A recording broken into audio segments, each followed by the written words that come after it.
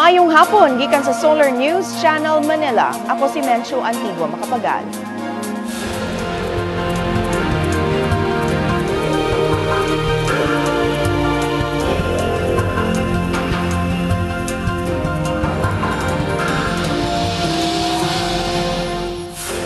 Aniya mga balita alang sa Kabisayan ug Mindanao. Gipadala sa Israel ang ilang medical clown ngadto sa Cebu Provincial Hospital alang sa therapy sa mga batang apektado sa bagyong Yolanda. Gideklara sa Department of Health ang measles outbreak sa Paranas, Samar. Mikundina ang mga media groups sa nagkadaghan nga media-related killing sa nasod. O giilang Person of the Year sa Time Magazine si Pope Francis.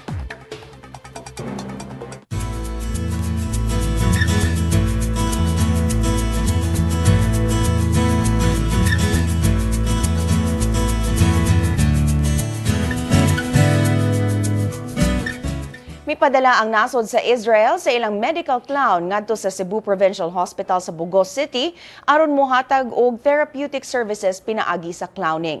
Si Twini Malinaw adunay detalye. Twini? Yes, Manchu. Gidala kagahapon sa Embahada sa Israel dinhi sa Pilipinas ang ilang medical clown ngadto sa amihanang Subo aron makatabang sa pagtambal sa mga pasyente sulod sa Cebu Provincial Hospital ug sa uban pang tambalanan sa Bugos City. Matud ni Israeli Deputy Ambassador Adam Levine, mao ni ilang sayo nga pinaskuhan ngadto sa mga bata nga biktima sa bagyong Yolanda. Ang medical clown mao ang 37 anyos nga si Moshi Twito kinsa usa ka senior member sa Dream Doctors Project, usa ka Israeli organization nga nag-specialize og clowning therapy. Ipasabot ni Twito nga ang clowning adunay therapeutic effect ngadto sa mga bata ug usa kini ka gamayng antidote o alibyo batok sa epekto sa bagyo. Mulungtad og 3 ka adlaw ang therapeutic entertainment sa medical clown. Una nang mibutang sa ilang field hospital sa miaging bulan ang Israel dito sa Bugos City isip kabahin sa ilang tabang sa Yolanda Rehabilitation. Doon na sa mga bata gikan sa amihanang Subo kinsa gidala dito sa Israel aron maoperahan sa class palit. Gitakda nga makabalik ugma sa Subo ang mga bata nga naoperahan dito sa Israel. Namatyan og 13 ka tawo ug 243 ang naangol sa Bugos City atol sa bagyong Yolanda. Sa kinatibuk miabot sa kapin 70 ka tawo ang namatay sa Subo atol sa bagyo. Ang matag pamilya nga namatyan dito sa Bugos City na makadawat og tag 10,000 pesos isip hinabang pinaagi sa Office of the Civil Defense. Menchu. Daghang salamat. Twini Malinaw reporting gikan Cebu City. 200 ka mga solar-powered lamps ang gipanghatag ngadto sa mga pamilya sa barangay San Joaquin sa Palo, Leyte kagabi. Gipanguluhan sa Technical Education and Skills Development Authority ang pagpanghatag og solar-powered lamps sa mga lugar nga wala gihapoy kuryente human ang bagyong Yolanda. Dunay 1,600 ka unit sa mga lampara ang ipang-apod-apod sa mga lungsod nga mapili sa TESDA. Gikalipay kini sa mga residente tungod kay dakong tabang alang kanila ang mga solar-powered lamps tungod kay dili na nila kinahanglang mopalit og kandila o gas aron mapasiga ang gasira. Mulungtad ang solar-powered lamps og 3 hangtod sa 5 ka tuig. Gipaabot nga mo bisita karong adlaw sa Tacloban ang Pangulo sa International Labor Organization. Gitakdang bisitahon ang Tacloban City ni Yoshitero Uramoto, kinsa Association Director General and Regional Director for Asia and the Pacific sa ILO, kauban ang mga opisyales sa Department of Labor and Employment aron makigtapok sa mga representatives sa mga foreign organizations sama sa United Nations. Hinabion ni Uramoto ang mga nanrabaho alang sa emergency employment programs nga motabang sa panginabuhian sa mga naigo sa bagyong Yolanda. Kini kamahin gihapon sa humanitarian efforts aron sa pagbarug og balik sa Kabisayan human ang bagyo. Gideklara sa Department of Health nga dunay measles outbreak sa Cantagig, Paranas, Samar. Kini human natala ang 24 ka kaso sa tipdas kun measles sa dapit. Apan matod ni DOH Eastern Visayas Director Jose Llacuna, napugnan na ang outbreak. Dugang ni Llacuna, gipabakunahan na ang mga biktima, apil na ang mga bata sa kasikbit nga mga barangay. Ang labing bata nga biktima, 5 pa ka bulan ang pangidaron. Gikuhaan sab og blood sample ang mga biktima alang sa laboratory tests. Natala sab sa DOH nga dunay mga kaso sa dengue, tetanus ug leptospirosis. Matod sa DOH, 4 na ang namatay tungod sa tetanus ug 1 ang namatay tungod sa leptospirosis.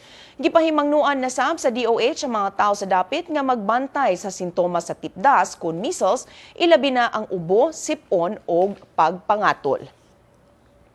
Dulan 6,000 na ang patay, human mikuso-kuso ang bagyong Yolanda. Matod sa National Disaster Risk Reduction and Management Council, ana-ana sa 5,982 ang patay. Kapin 27,000 ang samdan, samtang kapin sab 1,700 ang nagpabiling missing.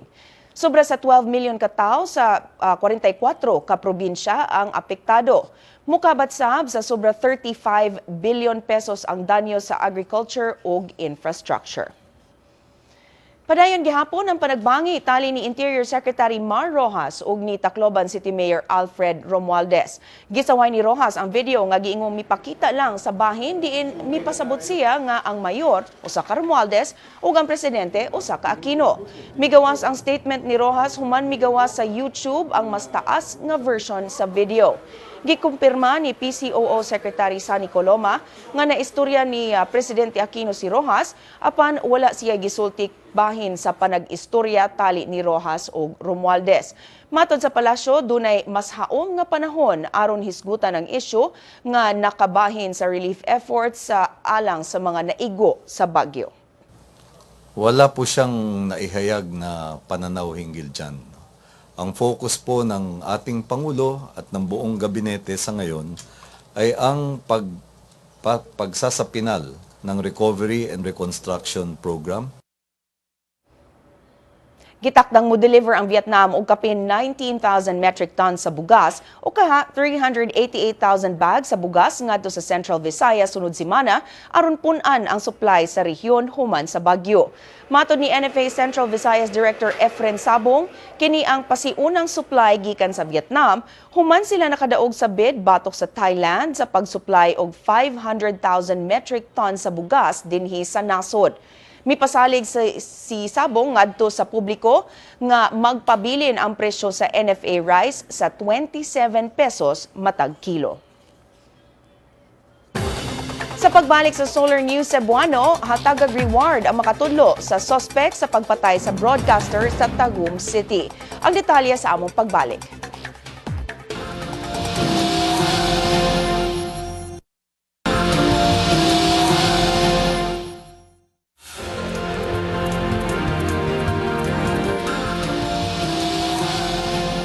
Gihimakak ni People's Champ ug Sarangani Representative Manny Pacquiao nga nag-atubang siyag laing kaso sa tax sa Estados Unidos. Matod sa impormasyon sa TMZ Sports nga nakuha gikan sa Internal Revenue Service, dunay balayronon si Pacquiao nga 18 million US dollars sa federal income taxes gikan 2006 hangtod sa 2010. Nian ang panahona dunay mga dagkong away si Pacquiao niadtong 2008 batok kang Oscar de la Hoya ug niadtong 2009 batok kang Ricky Hatton diin mikita si Pacquiao og 12 million US dollars.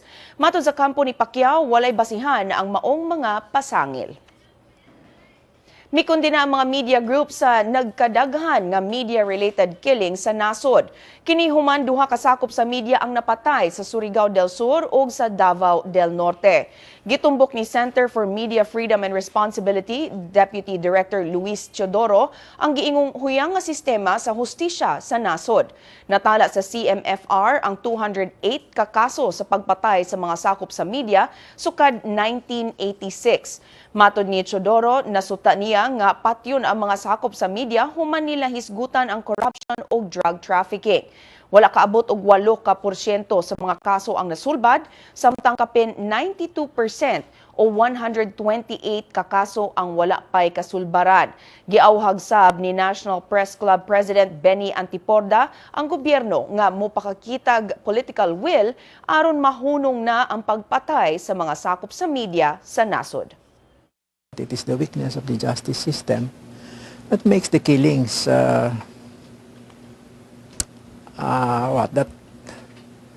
that continues the killings. No? Ang maiisip nila, hindi naman sila mapaparusahan. Because in a democracy, you rely on a free press for information. But if journalists are being killed, then that makes it more difficult for them to provide the information that people need. The fact that you're killing people because they're reporting on what government is doing, that has an impact on the kind of democracy that you have.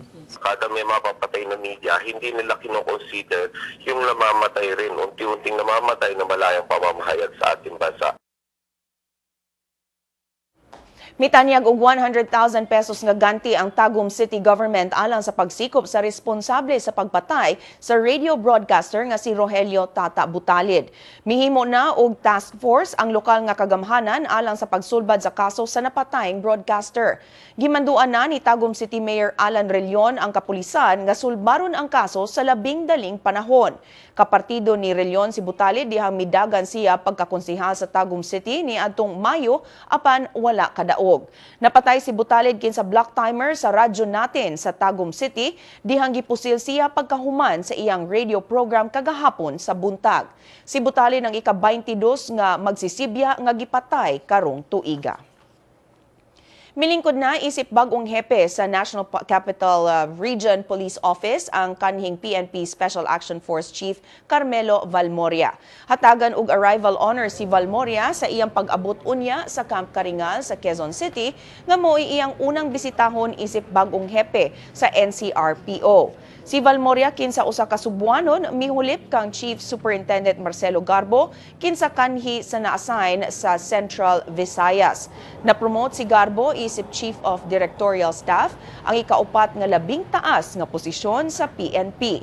Isip Pangulo sa Special Action Force, si Valmoria ang nangulo sa police operations atol sa kagubot sa Zamboanga City ni atong Setyembre ug sa pag-secure sa giingong utok sa pork barrel scam nga si Janet Lim Napoles. Nahimo sab nga Provincial Police Director sa Sugbo ug Regional Police Director sa Caraga si Valmoria.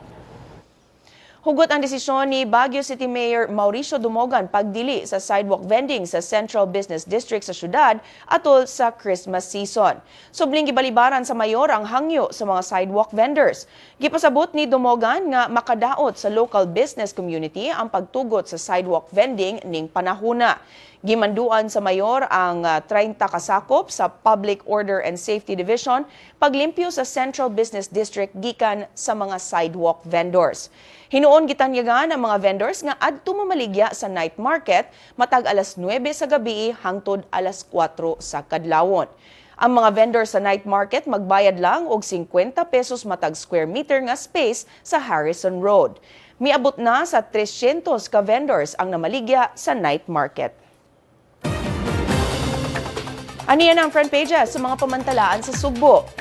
Sa Sunstar Cebu, gatusan ang nawadan og panimalay tungod sa sunog sa Kinsangan o Kiyot, syudad sa Sugbo.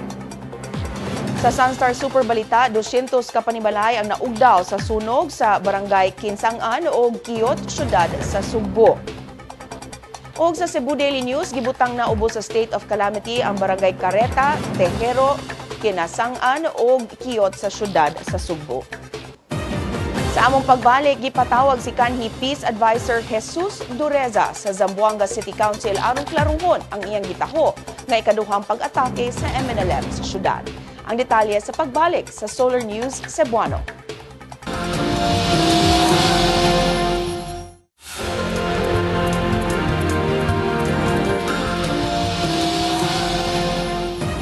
Atong sayro ng front pages sa mga pamantalaan sa Mindanao. Sa Sunstar Davao, dunay speed gun ang Traffic Management Group sa Davao City.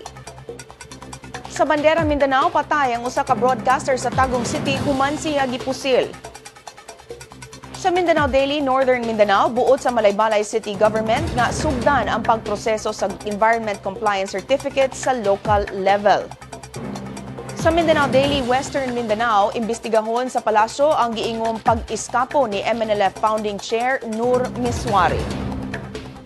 Og sa Mindanao Daily, Caraga, gipahugtan na sa kapulisan sa Butuan City ang seguridad sa syudad alang sa Pasko.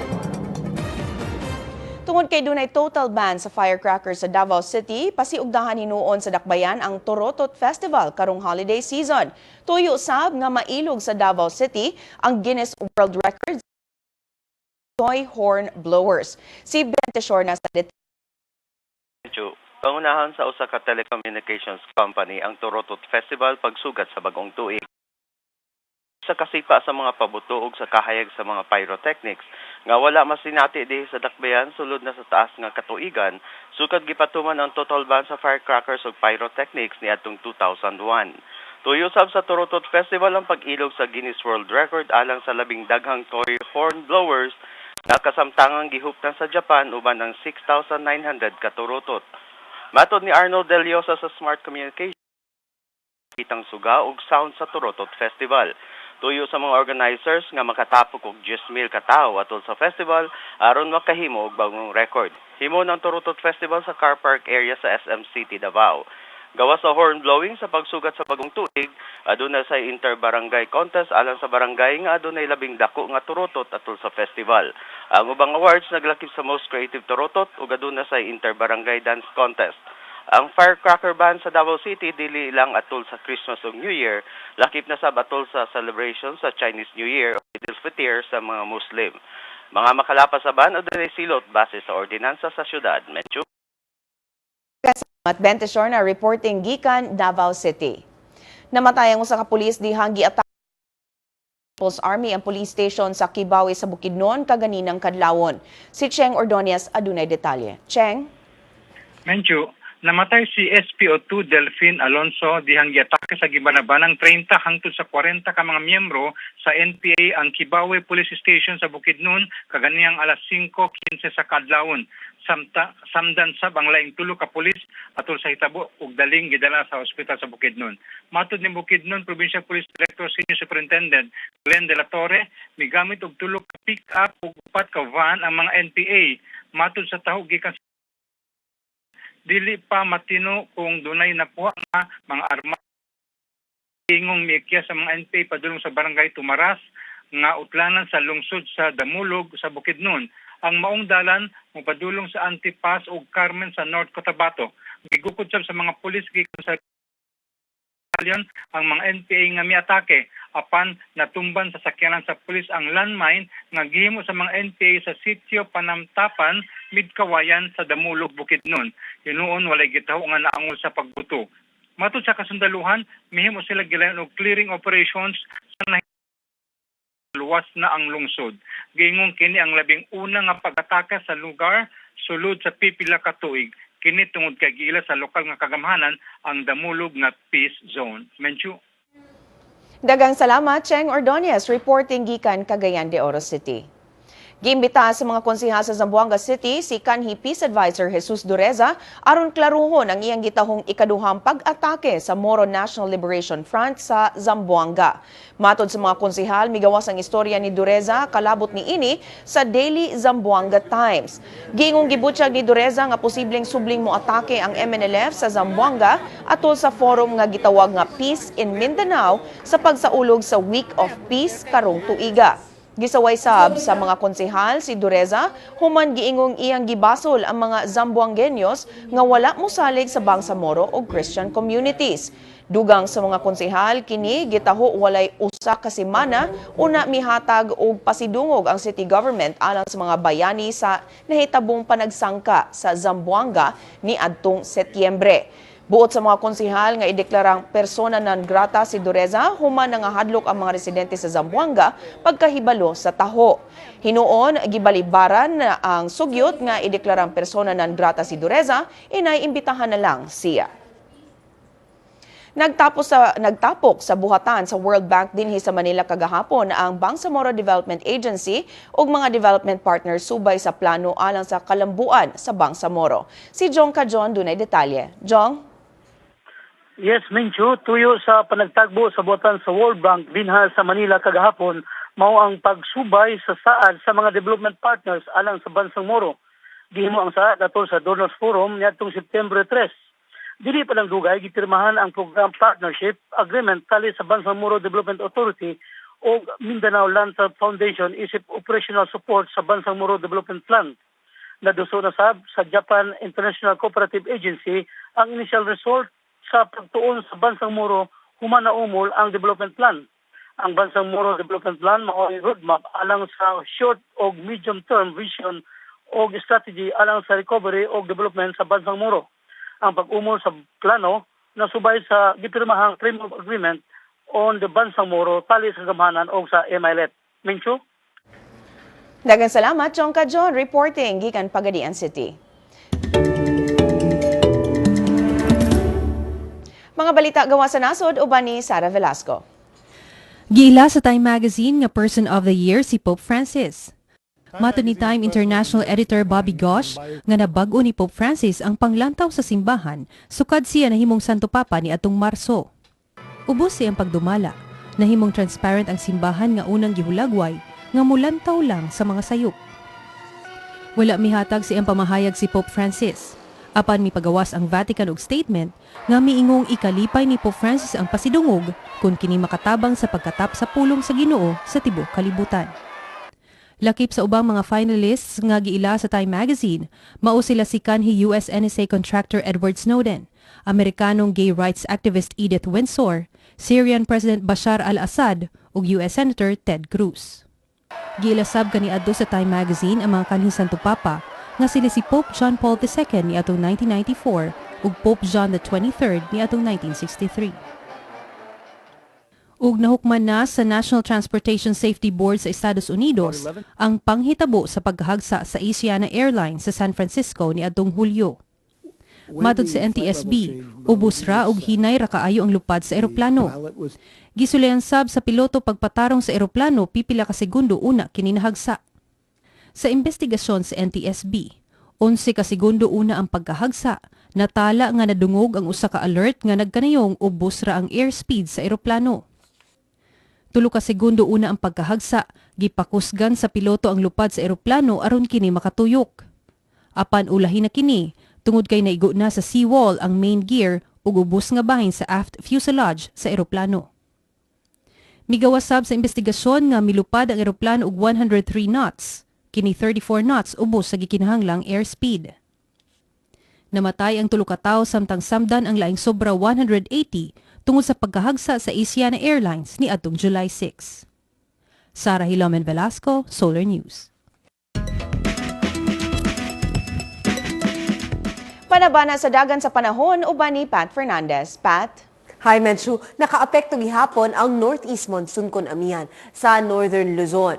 Tungod sa amihan, kasarangan ngadto sa kusog nga pag-ulan ang mapaabot sa Aurora ug Quezon ug hini nga pag-ulan sa Cordillera ug Ilocos regions. Nakaapekto sab ang trough of low pressure area sa Mindanao nga magdala sab og kasarangan nga pag-ulan sa Davao region ug sa ubang bahin sa Mindanao. Base sa Metro Weatherscape, ulanon ang Palawan ug dunay thunderstorms sa ubang bahin sa Bicol ug Cagayan Valley. Ulanon sab sa Mindanao ug sa Luzon ulanon ang Calapan, Lawag, Tuguegarao ug Metro Manila. Dunay say thunderstorms sa Baguio, Puerto Princesa, Tagaytay ug Legazpi. Sa Visayas, ulanon ang Borongan ug dunay thunderstorms sa Tacloban, Iloilo, Tagbilaran, Dumaguete ug Metro Cebu. Ug sa Mindanao, ulanon ang Cotabato ug Butuan ug dunay say thunderstorms sa Cagayan de Oro, Zamboanga, General Santos ug Metro Davao. Mao kato ang latest sa dagan sa panahon, Visayas ug Mindanao pag-amping kanunay. Balikan nimo Menchu. Daghang salamat, Pat Fernandez. Kung buot ninyo matanaw pag-usab ang episode karon sa Solar News Cebuano, i-like ang among Facebook page, Solar News Cebuano. Bisitahi sab ang among website, www.solarnews.ph. Alang sa inyong mga sugit o komentaryo, mahimo sab ninyo kining email sa solarnewscebuano@solartv.ph. Og mao kadto ang Solar News Cebuano hangtod ug mapuhon, ako si Mencio Antigua Macapagal. Daghang salamat ug pag-amping Kabisayan ug Mindanao.